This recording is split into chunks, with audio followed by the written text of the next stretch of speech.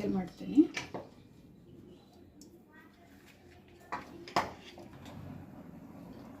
So ಮಸಾಲೆ ಎಲ್ಲ mix ಆಗಿದೆ. ಈಗ ಲಾಸ್ಟಲ್ಲಿ ನಾನು ಸಾಲ್ಟ್ ಹಾಕ್ತಾಯಿದ್ದೀನಿ. ನಾನು 1.5 ಸ್ಪೂನ್ ಸಾಲ್ಟ್ ಹಾಕ್ತಾಯಿದ್ದೀನಿ.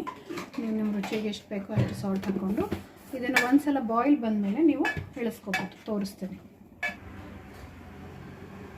ಈಗ ನೋಡಿ ಇದು ಬಾಯ್ಲ್ ಆಗ್ತಾಯಿದೆ. ನಾವು ಮಸಾಲೆ ಇಟ್ಟಿದ್ವಲ್ಲ ನೋಡಿ, ಈ ಥರ ಕುದೀತಾ ಇದೆ, ಕಾಣ್ತಾ ಇದೆಯಾ? ಈ ಥರ ನೊರೆ ಬರ್ತಾ ಇದೆ, ಕುದೀತಾ ಇದೆ.